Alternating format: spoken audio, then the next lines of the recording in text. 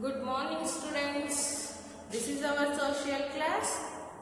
So, in our social class, we talk about the Southern Plateau lesson. So, now ನಮ್ಮ social class ಅಲ್ಲಿ the Southern Plateau ಅಂದ್ರೆ ಈ Southern Plateau lesson ನ discuss ಮಾಡ್ತಾ ಇದ್ವಿ. So, in the Southern Plateau lesson, we talk about in our yesterday class we talk about the Central Highland. So this is the time for recalling the yesterday class. Are you ready to recall the yesterday class, students? Yes, very good. So in our yesterday class we talked about the Central Highlands. Dear students, the Narmada River divides our plateau region divided into two parts. One is the Central Highlands, the second one is the Deccan Plateau. So these two parts we have to discuss in the yesterday class. So in the Central Highlands, so the Narmada River flowing between the Vindhyachal Hills and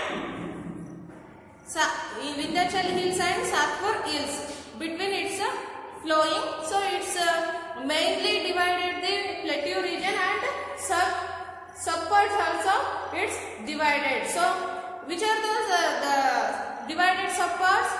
One is the Malwa Plateau and another one is the Chota Nagpur Plateau. So it's clear for you, children. And yesterday class we talked about the Malwa Plateau, the subpart, the Malwa Plateau we discussed in our yesterday class. So dear children, in Malwa Plateau the so many rivers originated. So the Chambal, Betwa and Sun rivers also originated in the Central Highlands. So in the Central Highlands so many rivers originated and it's flow towards where? It's flowing towards the north side and it's joined the river Ganga and Yamuna. Okay, and the river Narmada and Tapi river also originated in the where? Vindhyan Hills. It's originated in the Vindhyan Hills and its flow towards the western. Okay, in western direction ಅಂದ್ರೆ ಪಶ್ಚಿಮದ ಕಡೆ ಇದು it's flowing towards the western side and it finally joins the Arabian Sea. So children, so in Malwa Plateau, the plateau is bounded by the Haravali Hills and in this region it's fully covered with black soil and here the people most depending on the agriculture. So here the people growing sugarcane, cotton and oil seeds and so many crops. And in the summer season it's too hot, in winter season it's too cold. So these points we discussed in our yesterday class, students. In this session we have to tag the another one subdivide plateau region, the Chota Nagpur Plateau we have to discuss in our session. Okay, are you ready to listen this class? Good. So the subpart in Central Highlands ಅಲ್ಲಿ ನಾವು ಮತ್ತೆ two parts ಆಗಿ divide ಮಾಡಿದ್ವಲ್ವಾ, the Malwa ಪ್ಲೇಟಿಗೂ ಮತ್ತು Chota Nagpur ಪ್ಲೇಟಿಗೂ. So ಈ ಮಾಲ್ವಾ ಪ್ಲೇಟಿವ್ನ ನಾವು discuss ಮಾಡಿದೀವಿ ಈಗಾಗಲೇ. So ಇವಾಗ ನಾವು ದ ಛೋಟಾ ನಾಗ್ಪುರ್ ಪ್ಲೇಟಿವ್ ಬಗ್ಗೆ ಡಿಸ್ಕಸ್ ಮಾಡ್ತಿದ್ದೀವಿ. ಸೊ ಎಲ್ಲರೂ ನಿಮ್ಮ ಪೇಜ್ ನಂಬರ್ 213 ನ ಅಬ್ಸರ್ವ್ ಮಾಡಿ ಮಕ್ಕಳ. So the Chota C-H-H-O-T-A,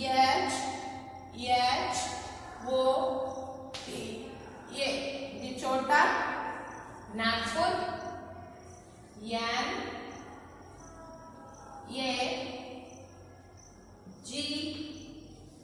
N-A-G-P-U-R, Chota Nagpur Plateau, P-L-A-T-E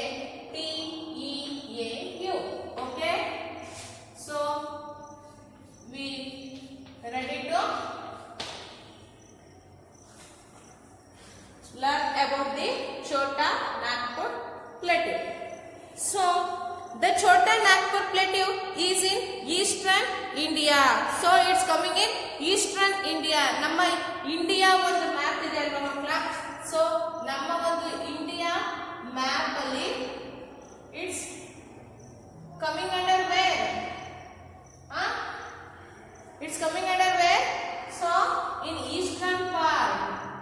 Eastern part. So ನಮ್ಮ ಮ್ಯಾಪ್ ನ ನಾನು ಡೌನ್ ಪಾರ್ಟ್ ನ ಇಲ್ಲಿ ಡ್ರಾ ಮಾಡಿದ್ದೀನಿ. Full head of the our country ನಾನು ಡ್ರಾ ಮಾಡಿಲ್ಲ, ಯಾಕಂದ್ರೆ ನಾನು ನಿಮಗೆ ತೋರಿಸೋದಕ್ಕೆ ಪರ್ಪಸ್ಗೋಸ್ಕರ ಅಷ್ಟೇ. So it is our eastern part. ಗೊತ್ತಾಯ್ತಾ ಮಕ್ಕಳ? ನಮ್ಮ ಈ ಒಂದು ಇಂಡಿಯಾ ಮ್ಯಾಪ್ ಅಲ್ಲಿ ಈ ಒಂದು ಪೂರ್ವ ದಿಕ್ಕಿನಲ್ಲಿ ಅಂದ್ರೆ ಈಸ್ಟರ್ನ್ ಡೈರೆಕ್ಷನ್ ಅಲ್ಲಿ ಯಾವ್ದು ಬರುತ್ತೆ? ಛೋಟಾ ನಾಗ್ಪುರ್ ಪ್ಲೇಟಿಯೋ ಬರುತ್ತೆ. So and covers a large part of Jharkhand as well as adjacent parts of Odisha, West Bengal, Bihar and Chhattisgarh. Chota Nagpur Plateau is a storehouse of minerals. So and this Chota Nagpur Plateau it covers a large part of Jharkhand. ಅಂದ್ರೆ ನಮ್ಮ ಈ ಒಂದು ನಮ್ಮ ಕಂಟ್ರಿಲಿ ಈ ಜಾರ್ಖಂಡ್ ನ ಒಂದು large part ಅತಿ ಹೆಚ್ಚು ಭಾಗವನ್ನ ಯಾವುದು ಆಕ್ಯುಪೈ ಮಾಡ್ಕೊಂಡಿದೆ? ಈ ಛೋಟಾ ನಾಗ್ಪುರ್ ಪ್ಲೇಟಿಯೋ ಆಕ್ಯುಪೈ ಮಾಡ್ಕೊಂಡಿದೆ. So students, Jharkhand as well as adjacent parts of Odisha, West Bengal, Bihar and Chhattisgarh ನೋಡಿ, ಅಂದ್ರೆ ಪಕ್ಕದಲ್ಲಿ ಇರ್ತಕ್ಕಂಥ ಯಾವುದು? ಜಾರ್ಖಂಡ್ ಪಕ್ಕದಲ್ಲಿ ಇರ್ತಕ್ಕಂಥ ಒಡಿಶಾ ಮತ್ತೆ ವೆಸ್ಟ್ ಬೆಂಗಾಲ್, ಬಿಹಾರ್ ಅಂಡ್ ಛತ್ತೀಸ್ಗಢ ಈ ಒಂದು ಪಾರ್ಟ್ಸ್ ಅನ್ನು ಕೂಡ ಯಾವುದು ಆಕ್ಯುಪೈ ಮಾಡ್ಕೊಂಡಿದೆ? So the Chota Nagpur plateau. ಗೊತ್ತಾಯ್ತಾ ಮಕ್ಕಳ? ಸೊ ಅಂಡರ್ಲೈನ್ ಮಾಡ್ಕೊಳ್ಳಿ ಇದನ್ನ. ಯಾವುದು? Jharkhand as well as the Odisha, West Bengal, Bihar and Chhattisgarh. Okay. So next, Chota Nagpur Plateau is a storehouse of minerals. The Chota Nagpur Plateau is a storehouse of minerals. Storehouse of minerals ಅಂದ್ರೆ ಈ Chota Nagpur Plateau ನ ನಾವು ಏನಂತ ಕರಿತೀವಿ? We call it as what? We call it as storehouse of minerals. ಅಂದ್ರೆ ಈ ಖನಿಜಗಳ ಕಣಜ ಅಂತ ಹೇಳಿ ಈ Chota Nagpur Plateau ನ ಕರಿತೀವಿ. So what we call it as? Storehouse of minerals. Storehouse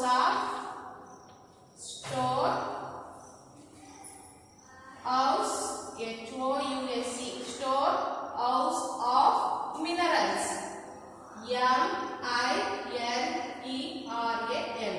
Okay. Storehouse of minerals. ನಾವು storehouse of minerals ಅಂತ ಕರಿತೀವಿ. ಯಾವುದಕ್ಕೆ? ಈ Chota Nagpur ಪ್ಲೇಟ್ಯೂನ.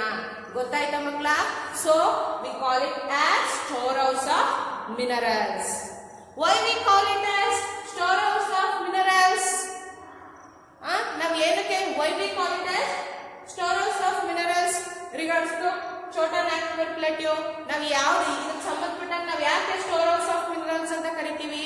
So here so many kinds of minerals available, so that's why we call it as storehouse of minerals.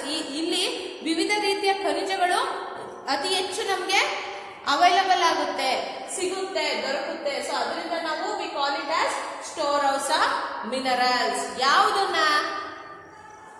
Chota Nagpur ಪ್ಲೇಟ್ಯೂವನ್ನ. ಅರ್ಥ ಆಯ್ತಾ ನಿಮ್ಗೆ? So next, it is extremely rich in minerals and has large deposit of coal mines in Giridih, Raniganj and Zaria. Besides coal, iron, manganese, bauxite and mica are also mined here. So students, it is extremely rich in minerals. Illi it's extremely rich in minerals.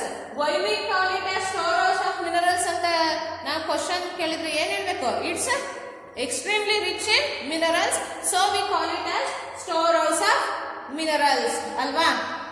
Or otherwise so many different kinds of minerals available here, so we call it as storehouse of minerals. Both are same, so it's extremely rich in minerals. ಈ ಛೋಟಾ ನಾಗ್ಪುರ್ ಪ್ಲೇಟಿಗೂ ಈ ಒಂದು region ಏನು ಅತಿ ಹೆಚ್ಚು minerals ಅನ್ನ ಹೊಂದಿದೆ. So ಅದೇ ರೀತಿ it's large deposits of coal mines in Giridih. ಇಲ್ಲಿ ಗಿರಿದಿ ಅಂತ ಇದೆಯಲ್ಲ ಬಿಹಾರ್ ಸ್ಟೇಟ್ ಅಲ್ಲಿ, ಇಲ್ಲಿ ಅತಿ ಹೆಚ್ಚು ಕೋಲ್ ಮೈನಿಂಗ್ ಅಂದ್ರೆ ಯಾವ್ದು? ಈ ಕಲ್ಲಿದ್ದಲಿನ ಒಂದು ಮೈನಿಂಗ್ ನಡೆಯುತ್ತಲ್ಲಪ್ಪ. ಸೊ ಇದನ್ನ ನಾವೇನಂತೀವಿ, ಈ ಒಂದು ಕೋಲ್ ಮೈನಿಂಗ್, ಈ ಕಲ್ಲಿದ್ದಲಿನ ಒಂದು ಮೈನಿಂಗ್ ನ ಗಣಿಗಾರಿಕೆಯನ್ನ ನಾವು ಇಂಗ್ಲಿಷ್ ಅಲ್ಲಿ ಕೋಲ್ ಮೈನ್ಸ್ ಅಂತ ಕರಿತೀವಿ. So it's largely deposited in Giridih in Bihar state. ಈ ಬಿಹಾರ್ ಸ್ಟೇಟ್ ಅಲ್ಲಿ ನಾವು ಅತಿ ಹೆಚ್ಚು ಅಂದ್ರೆ ಲಾರ್ಜ್ ಕ್ವಾಂಟಿಟಿಯಲ್ಲಿ ನಮ್ಗೆ ಅವೈಲಬಲ್ ಆಗುತ್ತೆ ಮಕ್ಕಳ. ಸೊ ನೆಕ್ಸ್ಟ್ ರಾಣಿಗಂಜ್ ಇನ್ ವೆಸ್ಟ್ ಬೆಂಗಾಲ್ ಅಲ್ಲಿ ರಾಣಿಗಂಜ್ ಅಲ್ಲಿ ನಮ್ಗೆ ಅತಿ ಹೆಚ್ಚು ಮೈನಿಂಗ್ ಮಿನರಲ್ಸ್ ಸಿಗುತ್ತೆ. ಸೊ ಅದೇ ರೀತಿ and Jharia in which state? Jharkhand ಅಲ್ಲಿ ಝಾರಿಯಾ ಅನ್ನೋ ಪ್ಲೇಸ್ ಅಲ್ಲಿ ನಮ್ಗೆ ಈ ಒಂದು ಮೈನಿಂಗ್ ಮಿನರಲ್ಸ್ ಅವೈಲಬಲ್ ಆಗುತ್ತೆ. ಸೊ ಬಿಸೈಡ್ಸ್ ಕೋಲ್ ಅಂದ್ರೆ ಕೋಲ್ ಅನ್ನ ಬಿಟ್ಟು iron, manganese, bauxite and mica are also mined here. ಅಂದ್ರೆ ಕೋಲ್ ಅಂದ್ರೆ ಈ ಕಲ್ಲಿದ್ದಲನ್ನ ಬಿಟ್ಬಿಟ್ಟು ಇದರ ಜೊತೆಗೆ ಐರನ್ ಓರ್ ಇಲ್ಲೆಲ್ಲ ನಿಮ್ಗೆಲ್ಲ ಇಲ್ಲಿ ಸುತ್ತಮುತ್ತ ಇದೆ ಸಿಗುತ್ತಲ್ಲಪ್ಪ, ನೋಡಿದಿರಲ್ವಾ? ಸೊ ಆ ಒಂದು ಐರನ್ ಒನ್ ಮೈನಿಂಗು ಮತ್ತೆ ಮ್ಯಾಂಗ್ನೀಸ್ ಓರೋ ಇರ್ಬೋದು, ಅದರ ಒಂದು ಮೈನಿಂಗು. ಬ್ಯಾಕ್ಸೈಟ್ ಮೀನ್ಸ್ ಅಲ್ಯೂಮಿನಿಯಂ ನ ಒಂದು ಅದಿರನ್ನ ನಾವು ಬ್ಯಾಕ್ಸೈಟ್ ಅಂತ ಕರಿತೀವಿ. ಸೊ ಅಂಡ್ ಮಿಕ್ಕಾ ಅಂದ್ರೆ ಈ ಅಬ್ರಕ ಅಂತ ಅದು ಒಂದು ಮೈನಿಂಗ್ ಅಪ್ಪ ಅದು. So are also mined here. ಇವೆಲ್ಲದನ್ನ ಅಲ್ಲದೆ beside the coal here what? Iron, manganese, bauxite and mica are also mined here. Where? In Chota Nagpur Plateau. Okay? In Chota Nagpur Plateau. So, that means Jharkhand, Bihar, West Bengal. So, these states are coming under Chota Nagpur Plateau. ಗೊತ್ತಾಯ್ತಾ ಮಕ್ಕಳ? ಈ ಒಂದು state ನಾನು ಹೇಳಿದ್ವಲ್ಲಪ್ಪ, ಗಿರಿದಿ ಅಂದ್ರೆ Bihar state, Raniganj ಇನ್ West Bengal, Jharia ಇನ್ ಜಾರ್ಖಂಡ್. ಇವೆಲ್ಲ ಸ್ಟೇಟ್ಗಳು ಯಾವ ಒಂದು region ಅಲ್ಲಿ ಬರುತ್ತೆ? ಛೋಟಾ ನಾಗ್ಪುರ್ ಪ್ಲೇಟ್ಯೂ ರೀಜನ್ ಅಲ್ಲಿ ಬರುತ್ತೆ. ಅರ್ಥ ಆಯ್ತಾ ಮಕ್ಕಳ ನಿಮ್ಗೆ? So next, the Chota Nagpur plateau is also covered with dense forest. So Chota Nagpur plateau is also covered with dense forest. ಅಂದ್ರೇನ? ಫುಲ್ ದಟ್ಟವಾದ ಅರಣ್ಯ. ಈ ಒಂದು ಛೋಟಾ ನಾಗ್ಪುರ್ ಪ್ಲೇಟ್ಯೂ ರೀಜನ್, ಈ ಒಂದು ರೀಜನ್ ಅಲ್ಲಿ ದಟ್ಟವಾದ ಅರಣ್ಯಗಳು ಕೂಡ ನಮ್ಗೆ ಸುತ್ತುವರೆದಿದೆ. ಅಂದ್ರೆ ಈ ಒಂದು ರೀಜನ್ ಸುತ್ತ ಏನಿದೆ?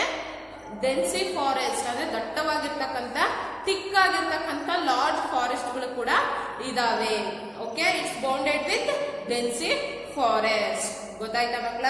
ಸೊ ನಮ್ಗೆ ಈ ಛೋಟಾ ನಾಗ್ಪುರ್ ಪ್ಲೇಟ್ಯೂ ಅಲ್ಲಿ ಯಾವ ರೀತಿಯ ಒಂದು ಮೈನ್ಸ್ ಅವೈಲಬಲ್ ಆಗುತ್ತೆ? Which kinds of minerals available to us ಅಂದ್ರೆ coal, iron, manganese, bauxite and mica. Okay, I will write on the board. So minerals are M-I-N-E-R-A. Minerals are coal, C-O-A-L, coal. Next, manganese,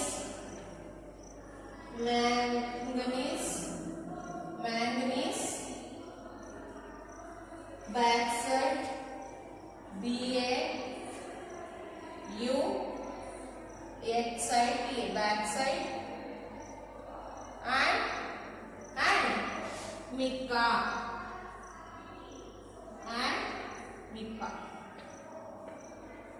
Okay, and iron also. Mica, iron, or otherwise iridium, iron.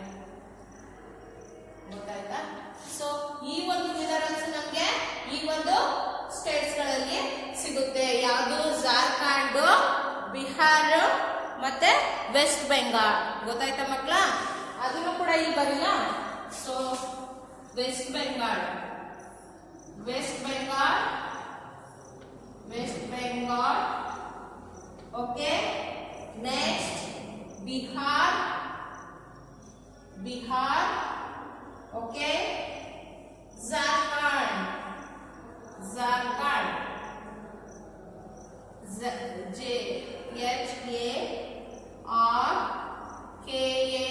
Jharkhand. Okay, so in this states, these minerals available. Okay, so that's why we call it as the Chota Nagpur Plateau region. We call it as what we call it is storehouse of minerals. ಅರ್ಥ ಆಯ್ತಾ ಮಕ್ಕಳ ನಿಮ್ಗೆ? So Chota Nagpur region ಬಗ್ಗೆ ನಾನು ನಿಮ್ಗೆ ಅರ್ಥ ಆಯ್ತು ಅನ್ಕೊಂಡ ನಿಮ್ಗೆ ಏನಾದ್ರೂ ಕ್ವೈರೀಸ್ ಇದ್ರೆ ನೀವು ನನ್ನನ್ನ ಕೇಳ್ಬೋದು. ನಾನು ನಿಮ್ಗೆ ಮತ್ತೆ ಕ್ಲಿಯರ್ ಮಾಡ್ತೀನಿ. ಸೊ ಇದಿಷ್ಟು ಕೂಡ ಯಾವ್ದ್ರಲ್ಲಿ ಬರುತ್ತೆ ಇದು? ಸೊ ಇನ್ ಸೆಂಟ್ರಲ್ ಹೈಲ್ಯಾಂಡ್ಸ್ ಅಲ್ಲಿ ನರ್ಮದಾ ರಿವರು, ಈ ಯಾವುದು ವಿಂಧ್ಯನ್ ಹಿಲ್ಸ್, ಮತ್ತೆ ಇನ್ನೊಂದು ಯಾವುದು ಈ ಸಾತ್ಪುರ್ ಹಿಲ್ಸ್ ಬಿಟ್ವೀನ್ ಹರಿಯುತ್ತೆ ಅಲ್ವಾ? ಸೊ ಇದರ ಮಧ್ಯೆ ಇದು ಹರಿದ್ಬಿಟ್ಟು ಏನ್ ಮಾಡ್ತು, ಈ ಸಬ್ ಡಿವೈಡ್ ಮಾಡ್ತಲ್ವಾ ಯಾವ್ದನ್ನ? ಮಾಲ್ವಾ ಪ್ಲೇಟ್ಯೂ ಮತ್ತೆ ಛೋಟಾ ನಾಗ್ಪುರ್ ಪ್ಲೇಟ್ಯೂ ಅನ್ನ. ಸೊ ಈ ರೀತಿ ಡಿವೈಡ್ ಮಾಡಿದಾಗ ಈ ನಾವು ಏನ್ ನೋಡಿದ್ವಿ? ದ ಮಾಲ್ವಾ ಪ್ಲೇಟ್ಯೂ ಬಗ್ಗೆ ತಿಳ್ಕೊಂಡ್ವಿ. ಅದೇ ರೀತಿ ಛೋಟಾ ನಾಗ್ಪುರ್ ಪ್ಲೇಟ್ಯೂ ಬಗ್ಗೆ ನಾವು ಈ ಕ್ಲಾಸ್ ಅಲ್ಲಿ ಡಿಸ್ಕಸ್ ಮಾಡಿದ್ವಿ ಮಕ್ಕಳ. ಸೊ ಈ ಒಂದು Chota Nagpur plateau the north eastern part, the north eastern ಅಂದ್ರೆ ಏನು? ಇಲ್ಲಿ ಈ ಒಂದು part north, south, east, west. Okay, north eastern part ಅಂದ್ರೆ ಈ ರೀತಿ ಈ ಒಂದು ಮೂಲೆ ಇದನ್ನ ಏನಂತೀವಿ ನಾವು? ನಾರ್ತ್ ಈಸ್ಟರ್ನ್ ಅಂದ್ರೆ ಈಶಾನ್ಯ ಮೂಲೆ, ಈಶಾನ್ಯ. ಓಕೆ, ನಾರ್ತ್ ಈಸ್ಟರ್ನ್ ಅಂದ್ರೆ ಈ ಒಂದು ಈಶಾನ್ಯ ಭಾಗ. ಗೊತ್ತಾಯ್ತಾ ಮಕ್ಕಳ? ಸೊ ಈ ಒಂದು ಈಶಾನ್ಯ ಭಾಗ. ಸೊ ಮಕ್ಕಳ ನಿಮಗೆ ನಾನು ಅರ್ಥ ಆಯ್ತು ಅಂತ ಅನ್ಕೊಂಡ್ಲಾ? ಸೊ ನೋಡ್ಕೊಳ್ಳಿ, ಇನ್ನೊಂದ್ಸರಿ ನೀಟಾಗಿ ನೋಡ್ಕೊಳ್ಳಿ ದ ಛೋಟಾ ನಾಗ್ಪುರ್ ಪ್ಲೇಟ್ಯೂ ಬಗ್ಗೆ. ಸೊ ನಾನು ಇನ್ನೊಂದ್ಸರಿ ನಿಮ್ಗೆ ಹೇಳ್ತಿದ್ದೀನಿ ಛೋಟಾ ನಾಗ್ಪುರ್ ಪ್ಲೇಟ್ಯೂ ಬಗ್ಗೆ ನೋಡ್ಕೊಳ್ಳಿ. ಇದು ಒಂದು ಯಾವ ಕಡೆ ಬರುತ್ತೆ? ಪಶ್ಚಿಮ ಭಾಗದಲ್ಲಿ ಬರುತ್ತೆ. ಸೊ ಈ ಛೋಟಾ ನಾಗ್ಪುರ್ ಪ್ಲೇಟ್ಯೂ ಅನ್ನ ನಾವೇನಂತ ಕರಿತೀವಿ? ಸ್ಟೋರ್ ಹೌಸ್ ಆಫ್ ಮಿನರಲ್ಸ್ ಅಂತ ಕರಿತೀವಿ. ಇದು ಇಂಪಾರ್ಟೆಂಟ್, ಇದನ್ನ ಅಂಡರ್ಲೈನ್ ಮಾಡ್ಕೊಳ್ಳಿ ನಿಮ್ಮ ಟೆಕ್ಸ್ಟ್ ಬುಕ್ ಅಲ್ಲಿ. ಇದು ತುಂಬಾ important, store house of minerals. ಇದ್ರ ಬಗ್ಗೆ ನಿಮ್ಮ ಎಕ್ಸಾಮ್ಸಿಗೂ ಬರ್ಬೋದು, ಟೆಸ್ಟ್ಗಳಿಗೂ ಬೇಕಾದ್ರೆ ಕೇಳ್ಬೋದು. ಸೊ ಅದಕ್ಕೆ ಇದು ಸ್ಟೋರ್ ಹೌಸ್ ಆಫ್ ಮಿನರಲ್ಸ್ ಅಂತ ಕರಿತೀವಿ. Why we call it as store house of minerals ಅಂದ್ರೆ, so it's extremely rich in minerals. So we call it as store house of minerals. Minerals are coal, manganese, bauxite, iron and mica. So here I underline these important minerals. ನಾನು ಇಲ್ಲಿ important minerals names ನ underline ಮಾಡಿದ್ದೀನಿ, ನೋಡ್ಕೊಳ್ಳಿ. You also underline in your textbook. So ಅದೇ ರೀತಿ where it is located, where it's available, in where it's located in which states andre in West Bengal, Bihar and Jharkhand.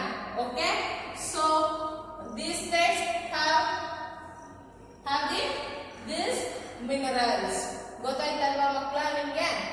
So it's very important plateau region. So in our next class we have to talk about the Deccan Plateau region. We talk about the Deccan Plateau. Okay Deccan plateau region ಬಗ್ಗೆ ನಾವು ಮುಂದಿನ ತರಗತಿಯಲ್ಲಿ discuss ಮಾಡ್ತೀವಿ ಮಕ್ಕಳ. So ನಿಮ್ಗೆ ಏನಾದರೂ queries ಇದ್ರೆ ನನಗೆ ಕೇಳಿ, ನಾನು ಸಾಲ್ವ್ ಮಾಡ್ತೀನಿ. ಸೊ ಇವತ್ತಿನ class, today's class it's understood to you. So I have that hope. So thank you students.